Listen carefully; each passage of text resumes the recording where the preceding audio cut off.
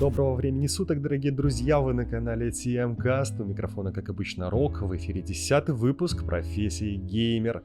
На этот раз нашим гостем стал сам Император, он же Хэппи. Данный выпуск стал возможен благодаря киберспортивной организации Cascade Esports и друзей из 1X. Приятного просмотра!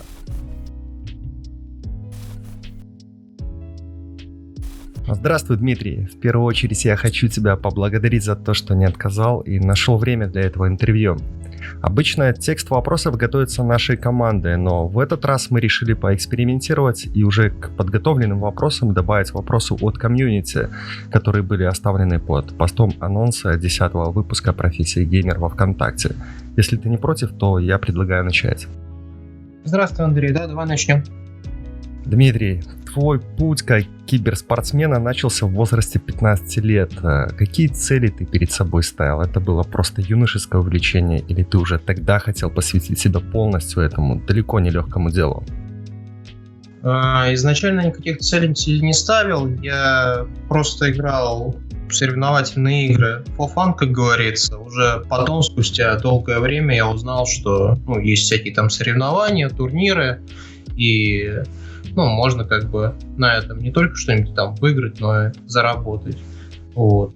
Но изначально как бы я играл просто потому, что мне нравилось там, не соревноваться, а, скажем, ладер, да, и вот такие вот дела. Просто нравилось там статистику себе набивать в таком плане. В середине нулевых мало кто думал, что видеоигры могут стать чем-то большим, чем просто увлечение. Особенно в глазах обывателя.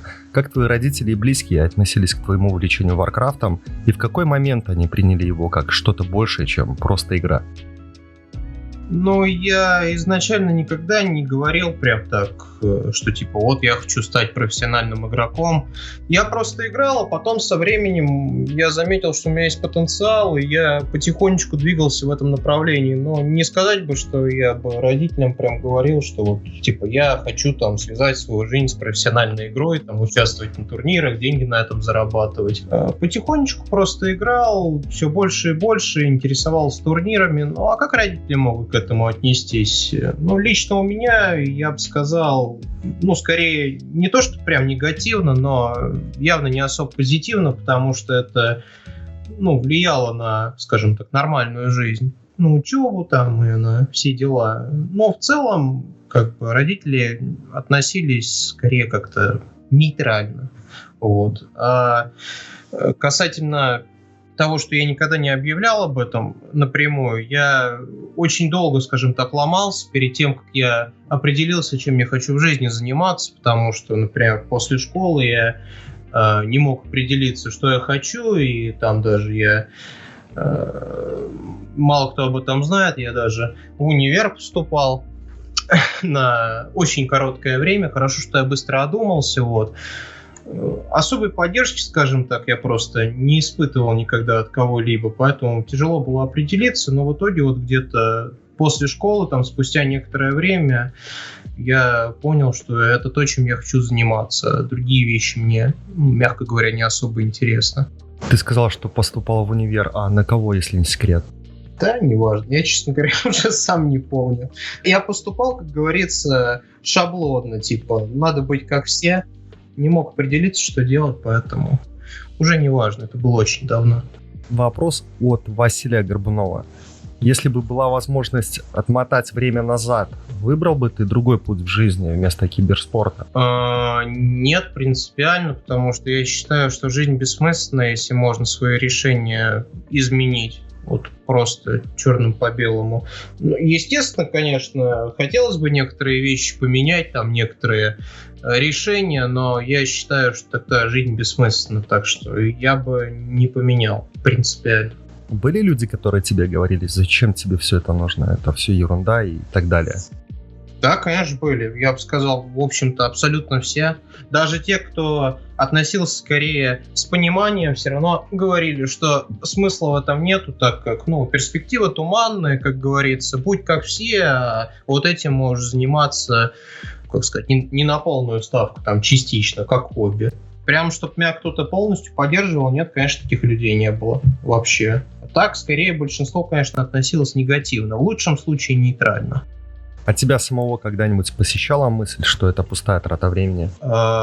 Смотря как на это посмотреть, как я и сказал, я не делал каких-то для себя самого анонсов, типа вот я хочу точно этим заниматься. Ну, то есть вот когда я начал соревноваться там на турнирчиках, хотя бы вот онлайновых потихонечку, в то время я именно этим занялся, потому что мне это было интересно, но я тогда еще не думал, что вот это станет моим основным родом деятельности в будущем. Это потом уже, спустя долгое время, я решил, что это именно то, чем я хочу заниматься.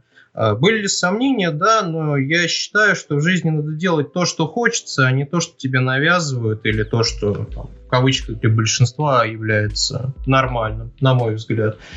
Это лично мое мнение. Так что сомнения были, но даже если они были, я все равно сделал так, как я считал нужным, и я не жалею об этом. А что или, может быть, кто для тебя был главным мотиватором? Ну, если говорить о каком-то человеке, то нет, конечно. Я никогда ни от кого там не фанател, не было никакого кумира. Мотиватор только один может быть, как бы. Я изначально любил играть в компьютерные игры, и вообще, в принципе, мой нынешний, скажем так, стиль жизни, мне не очень, как бы, нравилась обычная жизнь большинства людей, там, я не знаю, там, учеба, работа, там, семья в таком плане. Мне нравится та жизнь, которая есть у меня. Это, наверное, в первую очередь, почему я решил свою жизнь с подобным родом деятельности связать. Ну и второе, конечно же, деньги. Хотя, на самом деле, уж мне ли не знать, что чтобы зарабатывать хорошо на киберспорте и на чем-либо, на смежных областях с этим, скажем, стриминг, там, реклама какая-нибудь, нужно быть среди лучших, а это очень-очень тяжело. Конечно же, у меня не было изначально уверенности в этом, но, как я сказал, касательно ответа на предыдущий вопрос, я сделал так, как мне хотелось, не так, как я считал будет рациональным поступить. Ну, то есть, типа, там, будь как все. Я поступил так, как мне хотелось, поэтому две причины. Первое, это то, что мой образ жизни с этим хорошо сочетается. Второе, потому что здесь можно зарабатывать. Когда ты перешел из Warcraft 3 в StarCraft 2, ты довольно быстро стал одним из сильнейших игроков как в СНГ, так и в европейском регионе.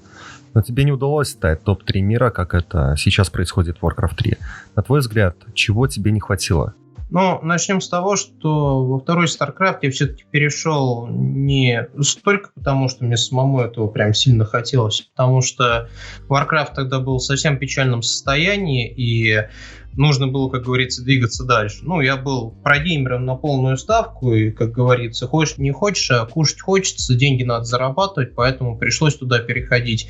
Не то, чтобы я считал StarCraft 2 за плохую игру, просто я еще в первые 2 недели, когда я играл, понял, что вряд ли у меня что-то там получится, потому что, ну, не то, чтобы она мне прям дико не нравилась, но это не мое. Это то же самое, как из футбола перейти в баскетбол, например.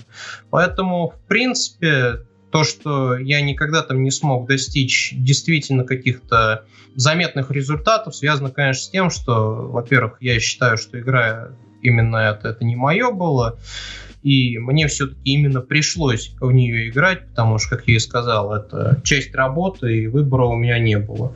Что получилось, то получилось. В принципе, я не жалею о проведенном времени там, но, конечно же, каких-то своих целей, которые я себе ставил, я там никогда не достиг. Почему это не получилось? Потому что, в Warcraft я начал играть так, как мне это просто нравилось. Я тогда не планировал там в турнирах участвовать.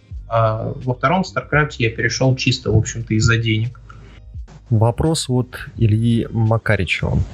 Какое все-таки выражение хэппи произнес сразу после победной игры над Муном? Я как понимаю, это была та игра, когда ты выиграл WGL. Я конкретно не помню, я лишь помню, что это мат, поэтому даже если бы я помнил, я бы не стал так говорить. Понятно. Дмитрий, у тебя колоссальный стаж в киберспорте и стриминге. Специфика этой работы — серьезная нагрузка на организм, особенно на кисти, руки, спину. Это как-то отразилось на тебе? Наверное, отразилось, потому что я явно не спортивный человек. Если говорить именно о том, что я долго сижу за компьютером, то, естественно, как говорится, все сопутствующие болячки у меня присутствуют. Там, например, зрение не очень хорошее, или там позвоночник кривой. В пределах разумного, естественно. Это все присутствует, конечно же, ничего не поделать, это жизнь. А если касательно того, что вот я играю профессионально, с кистями рук что-то, то лично у меня этой проблемы нет, потому что, в отличие от большинства, у меня специфические настройки, мышь у меня очень низкая чувствительность, поэтому мне приходится, грубо говоря, руку постоянно в движении держать. Большинство людей, как бы, у них относительно высокая чувствительность мыши, у них двигается как бы только ладони, запястье как бы лежит на месте. Из-за этого и появляются проблемы с запястьем и так далее. Вот. У меня этого нету. Отражается ли на костях? Может быть, иногда пальцы болят, да, но, как я и сказал, это часть работы, это следствие. Ничего с этим не сделать. Но пока что ничего смертельного нет, я продолжаю играть. Терпимо. В общем, физкультура лечит, спорт калечит. Это относится и к киберспорту. Да. Конкуренция на соревновательной сцене Warcraft 3 выросла за последние годы?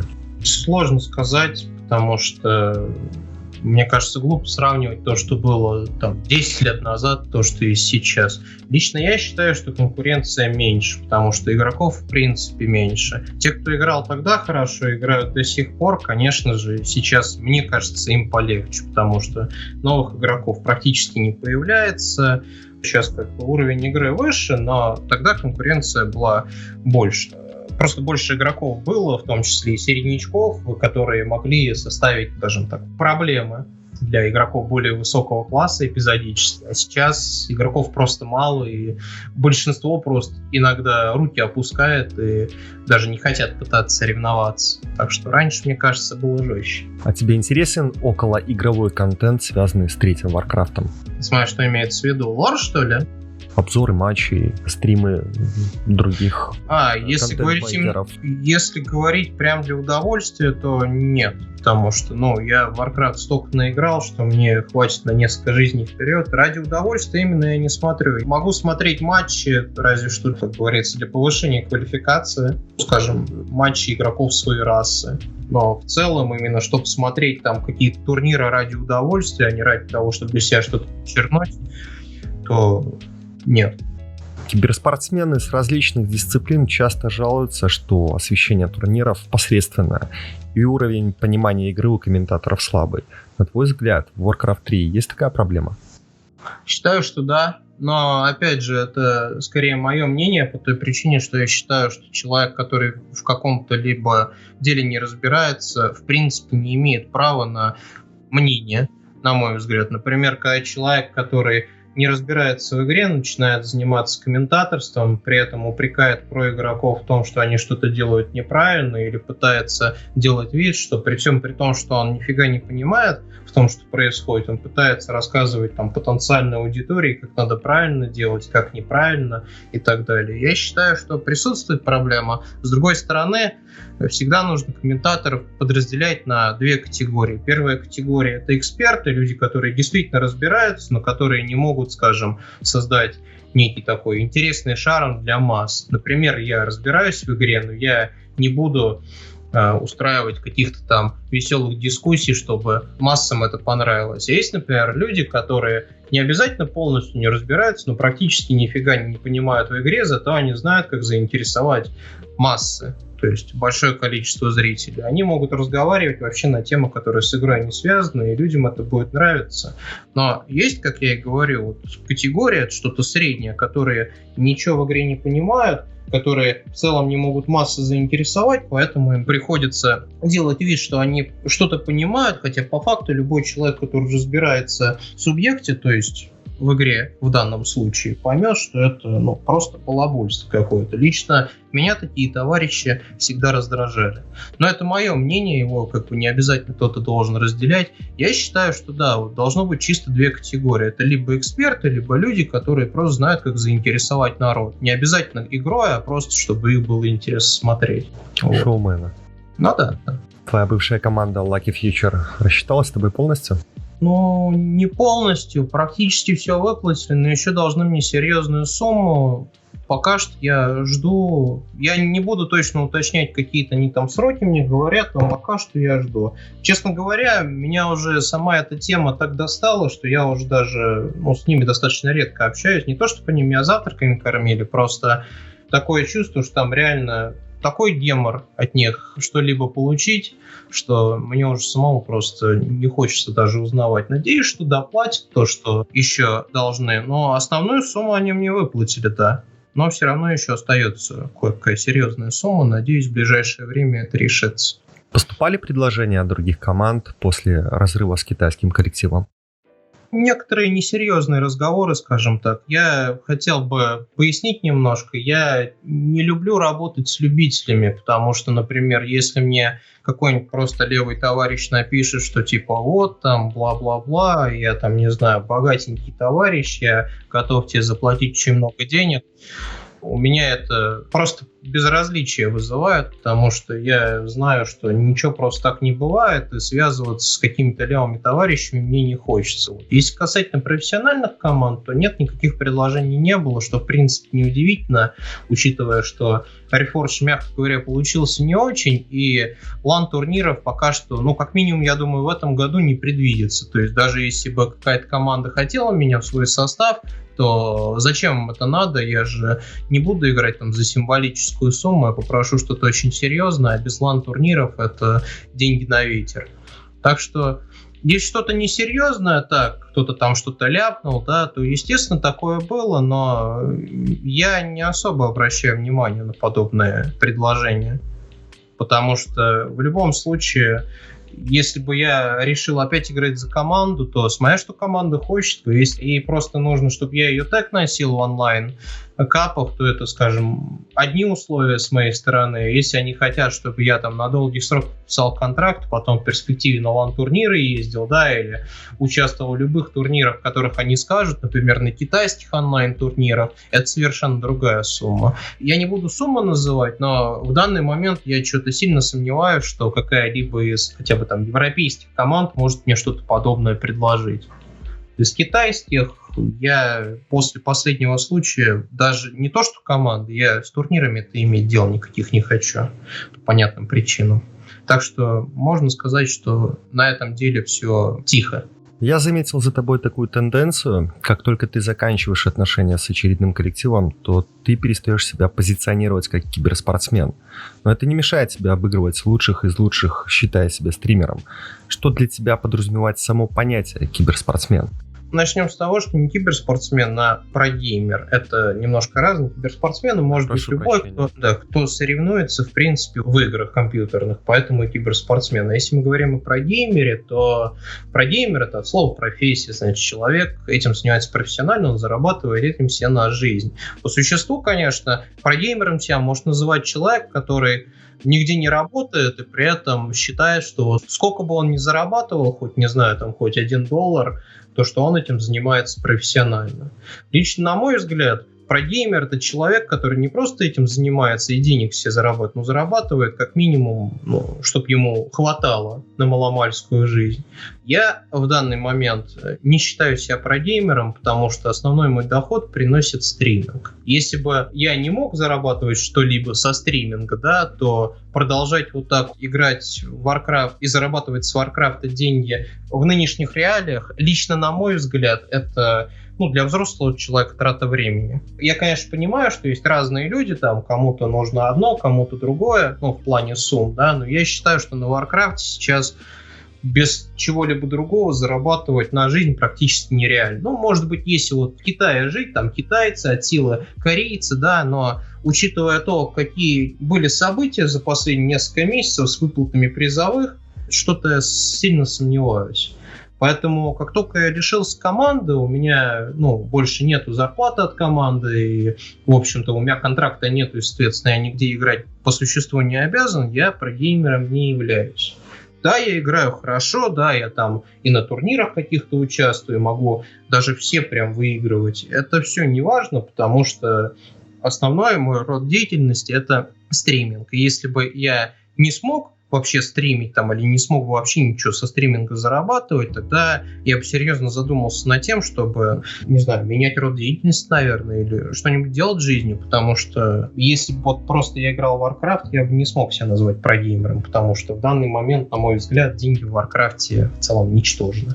Вопрос от Андрея Веленского. Как Хэппи справляется с давлением, учитывая его доминацию? Все болеют против него, даже комьюнити внутри СНГ. Да никак не справляюсь. Тяжело очень так жить. Ну, я не люблю разговоры на подобные темы. Вот. Ну, никак не справляюсь. Тяжело, это давит постоянно. Не знаю, как это словами объяснить. Это, наверное, можно только на себе прочувствовать. Просто, наверное, приходится относиться к этому с безразличием, просто продолжать делать все в том же духе, как и раньше, и не обращать внимания на весь этот шум, на все это давление. Только так. Ну, вообще, да, конечно, тяжело. И если от тебя никто ничего не ожидает, тогда, конечно, просто ты ничем не рискуешь, и на легкую голову всегда играешь. А так, конечно, когда вот я доминирую, да, там, беру очередной онлайн-кап уже в 100-500 раз, конечно, это давит, потому что те, кто против меня играют, ничем не рискуют, они на расслабоне играют, они могут рисковать, все дела, а я рискую всем, и такое чувство, как будто там вот я сижу, а на меня со всех сторон все смотрят. Ну, в целом, я, конечно, уже привык к этому, я человек в этом плане опытный, но да, это тяжело. Это просто тяжело. Я посмотрел статистику твоего Twitch-канала. За этот год ты не стримил только 9 дней. Это очень тяжело. Ты не устал морально от постоянной работы с аудиторией? Да, устал, но как бы то, что я стримлю так много, все объяснимо. Потому что я, в общем-то, живу этим делом. Для меня это не просто как-то из разряда сходить на работу. А для меня это ежедневная жизнь. Да, я устал, да, я сам считаю, что столько стримить, в общем-то, это ненормально, хотя я лично наблюдал товарищей, которые стримили гораздо больше, но пока что именно со стримом мне жаловаться не приходится, то есть пока стрим является моим источником дохода, и пока что я как минимум этим источником удовлетворен, не вижу причин это менять. Хотя, конечно же, у этого есть свои минусы, у такого плотного графика, потому что у меня, как и у всех других людей, тоже есть определенные проблемы, которые нужно решать, там, жизненные проблемы и так далее, которые, например, требуют времени. Но пока что приоритет именно вот я делаю на стриминг, потому что это важнее для меня. Но в целом, да, считаю, что я иногда перегибаю палку, и можно сказать, что я немножко одержим этим делом. Но у этого есть причины, потому что у меня все тфу-тфу-тфу получается в целом неплохо.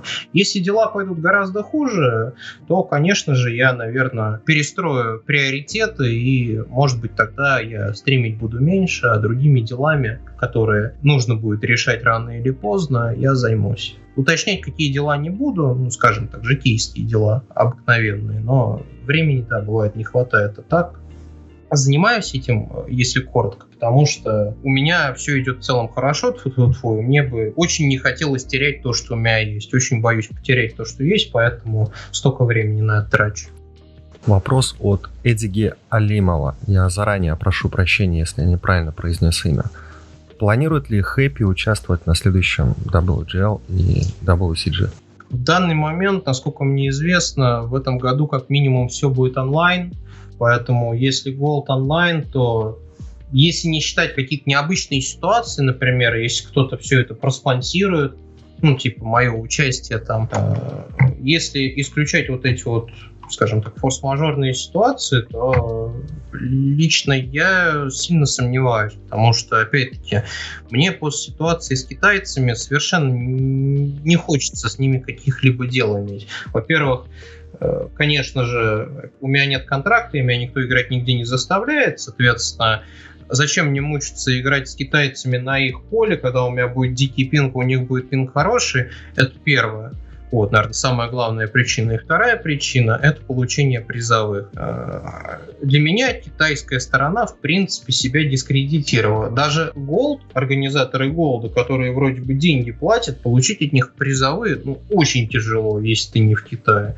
Не буду, опять-таки, в подробности касательно очень тяжело вдаваться, просто очень тяжело, а то и вообще не получить. И вот из-за этих двух факторов, это пинг и призовые, связываться с Голдом и вообще с китайскими турнирами мне совершенно не хочется. И если бы было офлайн, тогда бы, возможно, я подумал. Но прямо в данный момент думаю, что я бы отказался. Потому что, опять, никому не пожелаю оказаться в ситуации, вот, в которой я оказался, когда вот случилась эта ситуация с командой, с призовыми, которые команда должна была получить. А без команды я бы многие призовые принципиально не получил, потому что если Gold, ладно, с ними еще поговорить можно, то с организаторами там каких-нибудь Go Cup и так далее, у них только один выход, это только на китайский счет.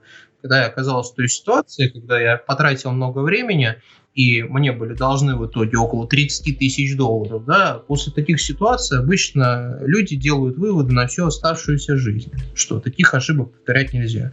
Поэтому я ошибку такую повторять не хочу, и в данный момент мое участие на 90% исключено. У тебя есть увлечение помимо третьего Варкрафта? Нет, живу Варкрафтом, коротко и ясно. Понятно. Blizzard Invitational 2017 года. Тебе не кажется, что Blizzard организовали этот ивент для мониторинга интереса комьюнити к третьему Варкрафту, и он сыграл ключевую роль в судьбе разработки Reforged? Небольшая поправка 2018 года. Значит, ошибся. И я не могу прям точно говорить, почему. Это скорее надо спрашивать у людей, которые все это пробили, а это Back to Warcraft. Они там поддерживали связь, они пробили этот ивент. Может быть, да, может быть, не хотели посмотреть на реакцию комьюнити. А вообще тогда, в тот момент, мне кажется, в Blizzard переориентировали определенную прослойку людей из компании в так называемый Classic Team, которые тогда анонсировали, что вот мы теперь будем поддерживать Warcraft. Начали патчи выпускать и так далее. То есть просто к этому приурочили. Хотя тогда еще никто про Reforged не знал, ну, кроме слухов, наверное, да, но я вот прям уже догадывался, что что-то там, скорее всего, мутит. Поэтому мне кажется, что, да, это, скорее всего, какой-то такой рекламный ход, чтобы посмотреть, что потенциально можно сделать для Warcraft и сколько людей потенциально им заинтересуются. У тебя нет опасения подвести свою аудиторию, когда играешь на крупном турнире? Ну, смотря что имеется в виду подвести. Не оправдать ожиданий. Не все люди на стриме прям имеют психологию из разряда. Вот Хэппи там затащила норма, а если, не дай бог, он проиграет, то все, его можно на помойку выкидывать. Слава богу, не все такие. Да, таких много, и да, это давит, конечно, особенно как бы давит, когда там, не знаю, доноры, которые, вот, люди, которые донатят, они донатят там только за результат, которых больше там ничего не интересует, кроме вот турниров, не интересует там какие-нибудь челленджи, их вот только интересуют мои результаты. Конечно, давит, да, конечно, это очень неприятно, но это следствие того, чем я занимаюсь, потому что все-таки я как стример неминуемо связан с участием на турнирах, с уровнем игры и так далее. Поэтому это просто следствие. Да, тяжело, только я, естественно, не думаю о том, что кому-то не понравятся мои результаты. Я просто знаю, что если рано или поздно я начну играть хуже и там сливаться на турнирах, то кто бы там что ни говорил, что типа да ладно, все видят, что ты стараешься, рано или поздно люди это заметят, и все пойдет на убыль. Вот, да, тяжело, но, к сожалению, это жизнь, потому что неудачников и лузеров никто не любит. Так что, конечно же, если я начну постоянно сливать, то все у меня станет хуже и в плане аудитории, ну, то есть уменьшится и доходы и так далее. Так что да, давит. Ну а что поделать? Никак от этого не убежать. Я как бы сам связал стриминг с соревнованиями, и, к сожалению, боюсь, что никогда у меня не получится от этого отвязаться. Хоть я и с удовольствием бы отвязался от прогейминга и стал бы чисто стримером, но пока что приходится жить с тем, что я имею. Это обыкновенная жизнь для меня в нынешних реалиях. Рано или поздно закончится твоя деятельность как профессионального игрока, так и стримера. Ты думал о том, чем будешь заниматься, скажем так, на пенсии? Но до пенсии сначала надо дожить. Если коротко, то, естественно, не думал. Если касательно моей стратегии, то я же человек скромный, я живу очень скромно, и абсолютное основное количество того, что я зарабатываю, я откладываю на будущее. У меня есть определенные вещи, которые я бы хотел там купить. Ну, не буду уточнять, но, предположим, там, я не знаю, это там квартира или там еще одна квартира. То есть я деньги откладываю на будущее и считаю, что, как говорится, в какой бы ситуации человек ни оказался, у него две вещи должны присутствовать, чтобы не волноваться за будущее. Это первое, наверное, все-таки здоровье. У меня вроде бы нет каких-то смертельных болячек, поэтому в этом плане пока что я чувствую себя хорошо. И второе – это деньги. Если будет и здоровье, и деньги, то можно, в общем-то, заняться чем угодно. Так что, говоря о будущем, я не знаю, сколько я буду жить и что будет там в следующем месяце, году, поэтому я таких планов не строю. Вот. Я живу тем, что есть сейчас, а потом, лишь бы вот у меня две этих вещи, которые я назвал, были в нормальном, скажем так, положении, и все как-нибудь образуется. Так что каких-то особых планов нет. Волнения у меня нету на будущее в данный момент. Обычно мы в конце интервью спрашиваем у гостя, что бы он пожелал своей аудитории. На этот раз мы решили отойти от этого правила. Мы хотим спросить у тебя, что бы ты пожелал разработчикам Warcraft 3 Reforged? Смотря что имеется в виду под разработчиками, там как бы основной контент наделали вообще ребята с третьей стороны, которые ни за что не отвечают. Потом то, что Blizzard слепили из того, что они наделали. Блин, да ничего я бы им не пожелал. Если говорить касательно тех людей, которые вот слепили из исходного материала, то если бы у них была совесть, вместо того, чтобы выпускать не готовый продукт, они могли бы просто бы взять и сказать: мы не хотим подписываться под это и уволиться. Я, конечно, понимаю, что, работая в Blizzard, никто не будет отказываться от такого злачного места, где платят очень хорошо, и все-таки человек с совестью никогда бы не выпустил такой сырой продукт. Хотя я их и понимаю, почему они это сделали. Естественно, это не их решение было, а решение ребят, которые вообще в игры не играют, которые управляют компанией. Они сказали: выпускайте. Они выпустили. Но если бы у них была совесть, они бы отказались, естественно, бы их уволили, они бы ушли. Что им можно пожелать? Да ничего я не хочу желать. Неприятно просто даже. Окей. И напоследок не вопрос, а пожелание твоего зрителя и болельщика Алихана Иманалиева. Пусть у Дмитрия всегда будет успех, чтобы он не разочаровался в жизни и всегда был на позитивном настрое. Удачи, Дмитрий, хэппи, Костин, не унывай. Спасибо. Дмитрий, спасибо тебе еще раз за интервью. Да, не за что. Был рад пообщаться. Взаимно.